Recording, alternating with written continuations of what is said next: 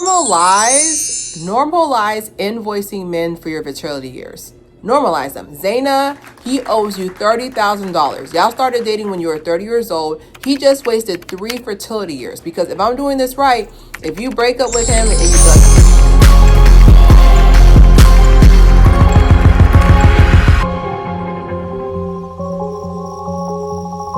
like, is there a word count? Is there a word count for Love is Blind / Ultimatum? I've never seen 2 people spend 10 minutes saying completely nothing.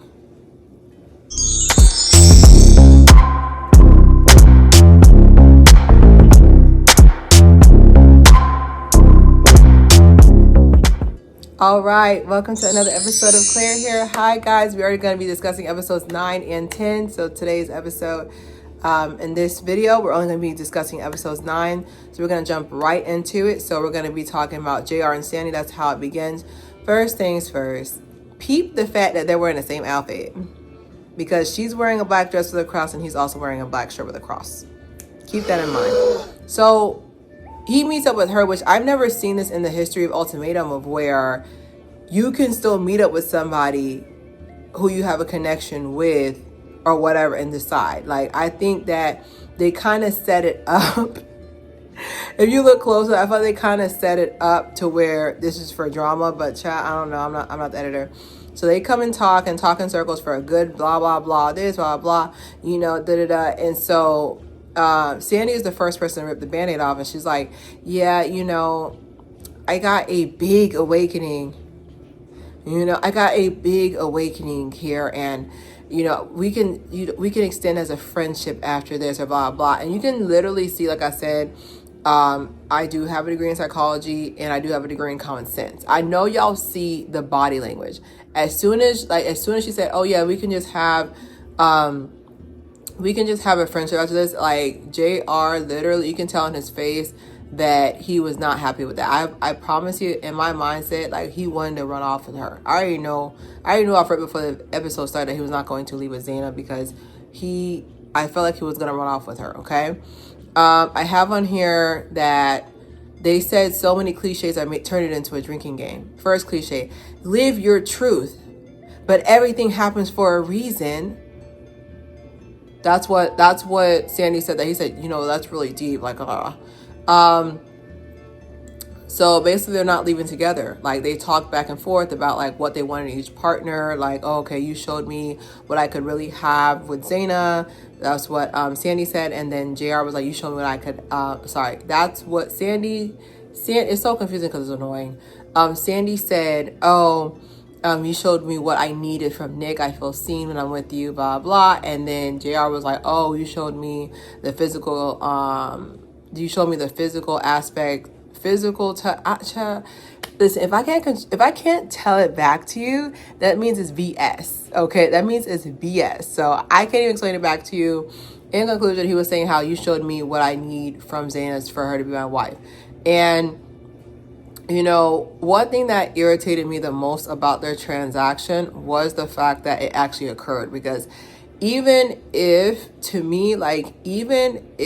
they did end up running off together, like, that's kind of disheartening to know that my supposed, possible fiance is meeting with somebody beforehand. Like, I feel like it was, I wouldn't say out of pocket or inappropriate, but it just did not give like you wanted to truly put this person behind you. Because that could have easily been the last time, that should have been the last day. Because to me, that means those 3 weeks that we did, because it's 3 weeks, like kind of like a firefighter, like 3 weeks with their experimental person and 3 weeks with their person. And I feel like during that time, you had to be thinking about the other person, because why are you meeting up with them? Because it should have been like, okay, the last day you should have been able to know in your head, I don't want this person, or I do want this person, or you just don't show up. Like, there was just a lot of back and forth. I do notice little things, little intricacies. I do notice that JR does have a tendency to change his voice. And I know people are like, no, he doesn't. He does. I have a general around the way accent, but I have a bass accent. Does that make any sense? Like, you know how Claire sounds like. You know how my voice sounds. I may soften it for, certain videos because I've been telling y'all bad news. I have to soften my voice. So I can't be like, and then the puppies didn't make it. Like, I'm not doing that, but like, I'm going to have like a softer tone to my tone, but I sound the same. JR's vernacular changed completely when he's around Sandy. He goes from JR to Valley Boy because when he was getting upset, whenever you get upset, that's your real accent because you can't control it. Anyways, fast forward to Zaina and JR. Basically, she comes and they go and hold hands, and it's crazy that I didn't notice this till after the fact, but like I knew they were gonna work out because the backdrop was in the middle of the road. It was in the middle of the road. It was in the middle of the road. Like sometimes we look so hard for answers when they're right in front of our face. Like I should have known every beautiful backdrop they were gonna say yes to. Because go back and look, you'll see that Zaina and JR were in the middle of the road. They're like, we're not wasting no good venue on this. Just do what you gotta do and go. It was crazy. Anyway, so Zaina's holding his hand, and the outfit that Zaina chose, I don't know, like I wanted to hold her hand when I say this, like, you're so beautiful. Okay, like when you have a face card that's insane, you don't have to do all that. But her outfit did not give I'm about to get proposed to. Like there's a time and a place, like I said, like this, it's not like this outfit is conservative, but I'm just saying, if my man was going to, if like my future fiance is going to propose to me, I'm not going to have that outfit on. That's an everyday outfit. That's what I'm trying to say. Like she looks good. Like I always said, Zaina looks like she's some hedge fund or senator's wife all the time. But I just feel like the fit was not given. So she's holding hands with JR. She's like, I've never felt more in love with you. I was just like, girl, change your prescription. Change the prescription. Change it. Like, we need to go to the optometrist. I have a good one. He's amazing. Okay, he's gonna get you right, because there's no way you see this man and think you're more in love with him. Okay. Anyway, so there's a lot of holding hands and word. I literally said, is there a 10-minute word count they have to go through? Because there's a lot of, I just learned so much from the show and like. Maybe because I'm in my 30s, but baby, my attention span is getting lower, and my tolerance is dissipating. Because why are we getting to the point, like there was a lot of like, and I just feel like she gave me clarity. I was like, let's go, baby, let's go. So anyway, so after that word count, JR holds her hand and says, I just know for our family one day you'll make a great wife, but at this time I need more time. I'm still processing. When I tell you, this is how I knew, because like towards the end she's like, oh, even though we're not together, like I still am the hopeful Pisces that believes in love. I was like, thank you for confirming you're not a fire sign. As a Leo, who's the first day of Leo, she sat there, and afterwards when he started crying, this was sent me, like as soon as JR started crying, and she was like, oh, she's like, oh, don't cry, I don't like when you hurt, because like he was crying, he's like, this really hurts, and I would have used his tears as makeup wipes. Why are we crying? Why are we helping you cry?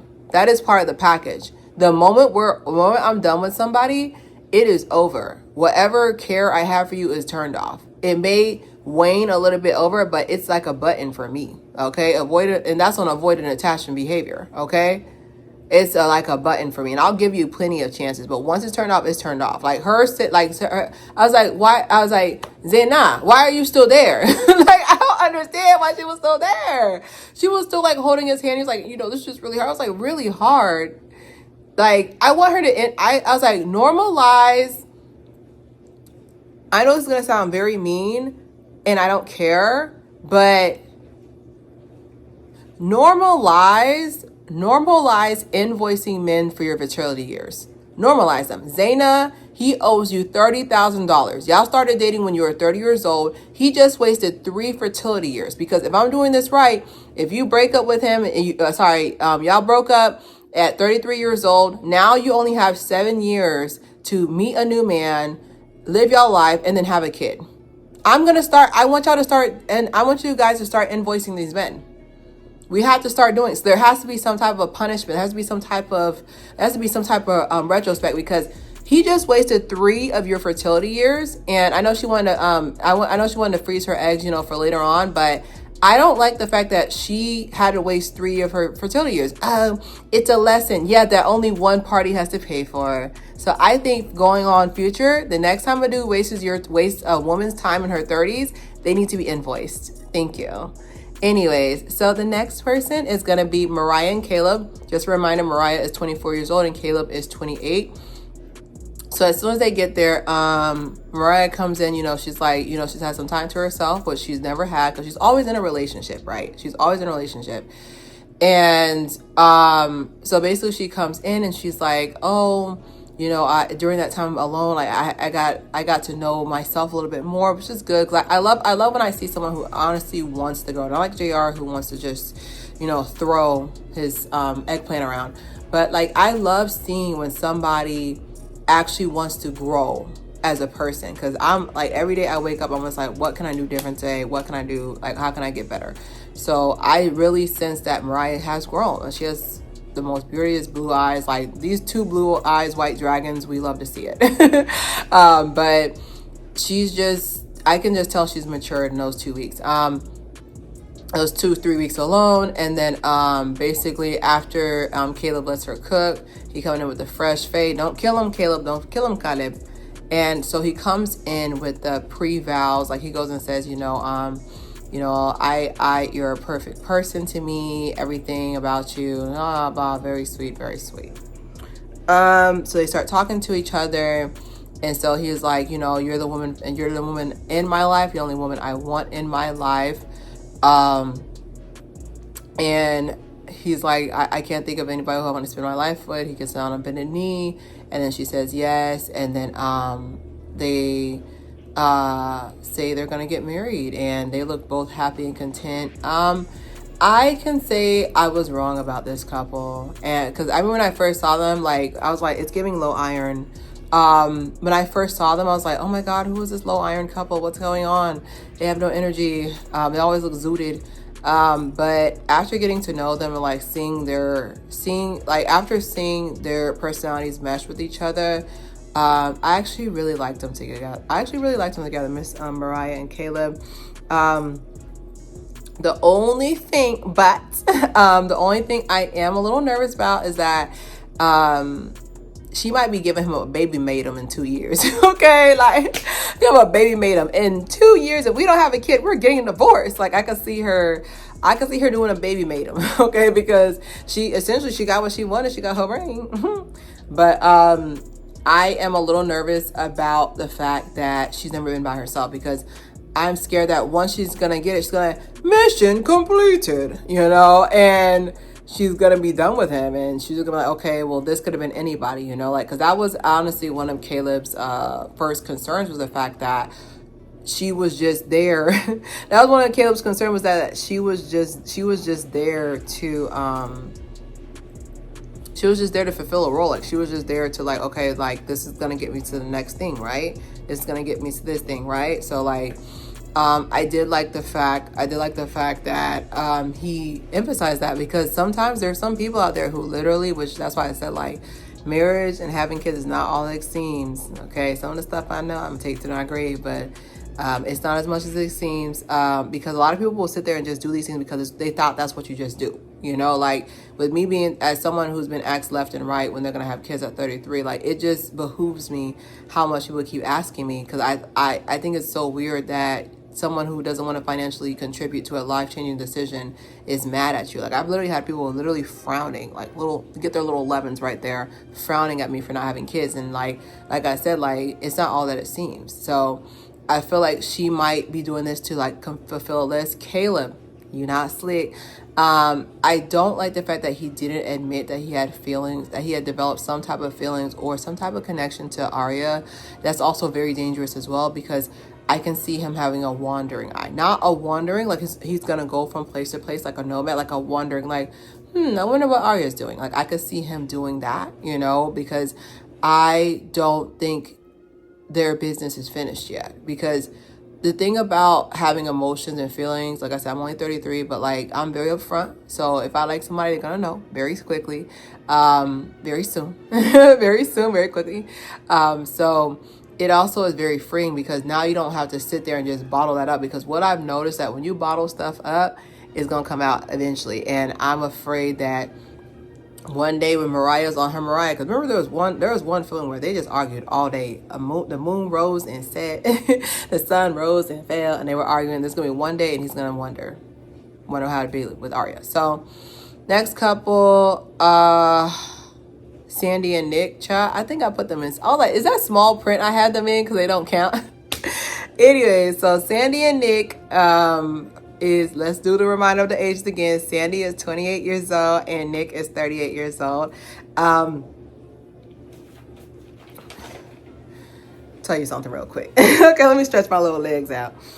I never felt like Sandy loved this man. Like, I feel like he was there to pay her bills and feed into her insecurities, and that was his job. Like, I never felt love. Like, this man was crying. You wanna know how I know? Look, little things. So for example, in the first episode or whatever, when they were about to switch over and Nick started crying, she was in the corner laughing and smirking. Yet when she was crying after they switched back from JR, she was crying and he wasn't laughing. He was looking for a tissue to get, or a handkerchief to give her. It's a big difference. Like, to me, I feel like if someone can literally laugh at your pain, no Kevin Hart, that's not somebody who wants to be with you. And I want people to understand that. Like, it's nothing personal, but it is. Like, you need to know, if someone can sit there and laugh at your pain and laugh while you're going through something, that's not somebody who's in your corner. Okay? So they go and talk in circles. Telling you, this is a word count. I don't care. There is a word count they don't want to tell us. I know a word count when I see it, because they stop. I think I caught it on the timer. They stop exactly talking at 10 minutes. So I don't know if that's how much the editor needs to go to like keep the episode going. But there's a lot of gabbing. La la la la la. I just really care about you. Cap. Anyways, if you cared about each other, you wouldn't be on the show. I know that's right, Mika. Oh, no comment, no appearance either. So basically after that. After all that rambling, so he reaches into his pocket and his ring's in there, and she's like, "What are you doing?" So she started panicking, and he was going into his pocket for like a piece of paper for a speech or something. So he wanted to say all his words, and that's when he was like, "You know what?" He was like, "Thank God I didn't bring the ring with me," because he said, "Wait a minute, not you panicking." He said, Nick getting some points back from me. Okay, he still needs to go to rehab. I know when someone's playing in the snow when they're not. But he still needs to go back to rehab. But like, he sent me, he said, "Not you getting scared because I put my hand in my pocket. I wasn't even trying, not you getting scared that I put my hand in my pocket. Like, I wasn't even trying to do all that. And yet you started getting turned up. You're not a person. It's not a person. That shouldn't be the reaction of someone who really cares about somebody. That shouldn't be the reaction." So, after that, he says, "I feel like an idiot. I want somebody who's 100%, and I don't feel like you're 100% for me." And I said, "I don't know that's on period." So of course he's like, "See, I knew this would happen." And so basically he leaves, and like she starts saying, babe, don't go anywhere, babe, this, babe, Babe Ruth, child, I don't know. And after that, I was just like, it's giving emotional support animal doesn't want to work for you anymore. Because I personally, like, I just feel like her reaction to him was not someone who is going to miss this person. Because the difference between someone missing you because they can't fathom the world without you, like, you should be able, like, I learned this from a long time ago. I don't know what elder told me. Okay. They told me if someone can go to sleep, wake up, and not contact you, that is not a person who cares about you. Okay? Especially when they're in the same city. Come on now. Like, send a courier pigeon, baby. Send Hedwig. Send somebody, man. Like, what? But that was the part that I knew. That's how I knew, essentially. Like, that's how I knew that they were not good for each other. And basically there was just a lot that she was just opening up to JR that he would have begged for, you know. And he was like, oh, how you were with JR is how you were with me in the beginning, which I doubt that. I don't see her being like that with him. I don't really see that, because she's not attracted to Nick. Like, the way she acts over JR compared to him, she's not I never thought and Nick is not bad looking. Like, he's got a good head of hair. Okay, 38. But yeah, so their relationship is pretty much over. He said, I don't even want to talk anymore. I have no words. And I know that's right, Nick. I'm tired of talking too. Okay, so final couple, Scotty and Arya. There's something about the way Scotty stares that scares me. Like, there's something really, I can't put it into words, but something about how Scotty stares, just not even at the cameraman. Like, cameraman, are you okay? Are you good? There's something about how he stares at the cameraman that be sending me. I'm just like, okay. He's a little scary sometimes. Child. Anyway, so they meet with each other and there's a scenic background which tells me that she's gonna say yes. I can't believe I didn't notice this before. Now the next season of Ultimatum is like, each season it's just easier and easier to tell how things are gonna go. Like, I could literally do probably a pre-review of Ultimatum season 4 in 2025 and I'll get it right. Anyways, so there's a scenic background, and first of all, Arya, the body go crazy. Like, she's got a perfect shape. Like, the body go crazy. That's all I gotta say. Anyway, so Arya is walking up, and Scotty is coming up and looking disappointing, and whatever this outfit is, it's giving Usher, and not Usher Raymond. So he comes up, and he's just like, you know, I just really grew. Like, I'm sorry I wasn't that man for you, that you feel hurt. You felt hurt with Caleb, but you did not feel heard with me. And he starts talking, and then Arya just like, you know, I really just want you to love me the way I want to be loved. And baby, like, I promise you, a telenovela could have played in the background. It would have been the same. Like, something about Scotty and Arya just gives telenovela, and I don't like it. I don't like it. Like, it's very emotional. Like, I was like, what am I looking at? Like, everything was just giving telenovela, pero I don't know why. Like, I don't know why. Look, I'm speaking Spanish now. Que necesita? Que eso? Like, I don't understand what was going on. There was a lot. Because, like, there was so much crying. I don't know, what are we crying about? Like, I'm not trying to make fun of emotion. I love when people express emotions, but I don't like when people are doing it just for attention. It's like they're both egotistical. I know what I said. So anyway, so he's like, I just want you to know. Here comes Scotty. I just want you to know, mi amor, I chose you. I chose you. Amor. Like, I promise you, he could have said that. I would have believed him if it was a telenovela. Like, I need to watch their scene again and know what I'm not crazy. So he says, I choose you. He gets out on one knee, and I noticed that Arya, you know, I'm a observationalist at the end of the day, and I noticed that Arya hesitates because he's like, because he asked her to be. He said, I choose you, and like, I don't know what happens, but there's like a big pause, and I was like, oh my God. I was like, is she gonna say yes or no? She's like, amor, I choose you, mi vida. Like, and I'm just like, wait a minute. Why are you saying yes? I was like, why are you, after all that gaslighting, you're saying yes. Maybe she don't understand. Somebody tell her in her language. Like, somebody tell her in Spanish, okay? I was like, ¿qué eso? Like, somebody tell her in her language, because I don't think she understands what he's asking. He's asking you, do you want to argue with me for the rest of my life